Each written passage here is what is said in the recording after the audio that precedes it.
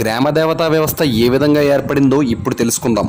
గ్రామాలలో వెలిసే దేవతా దేవుళ్లను, ముఖ్యంగా స్త్రీ దేవతా రూపాలను గ్రామ దేవతలను అంటారు. సాంప్రదాయాలను అనుసరించి గ్రామ రక్షణగా ఈ దేవతలను ఊరి పొరిమేలలో ఏర్పాటు చేసేవారు.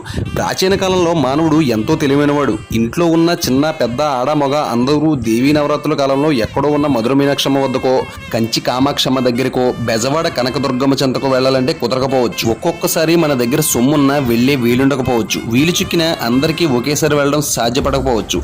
ఇలాంటి సందర్భాల్లో అలాంటి వాళ్ళు అమ్మ దర్శనానికి వెళ్ళలేకపోయామే అని నిరాశ పొందకుండా ఉండేందుకు, ఎక్కడో ఉన్న తల్లిని ఇక్కడే దర్శించుకున్నామనే తృప్తిని పొందేందుకు గ్రామ దేవతా వ్యవస్థను ఏర్పాటు చేశారు పెద్దలు. ఈ దేవతా ప్రతిష్ట గొప్ప విద్వాంసులైన వేద స్మార్త అగమశాస్త్ర పండితుల చేతనే జరుగుతుంది. ఎవరికి నిజమైన భక్తి ప్రపత్తులతో పాటు అర్చకునిగా ఉండే తీరిక ఓపిక ఉంటాయో అలాంటి వారిని వారి కోరిక మేరకు అర్చకులుగా నియమించారు మన పూర్వీకులు. గ్రామ దేవతా వ్యవస్థ గురించి మరిన్ని విశేషాలు మరొక వీడియోలో.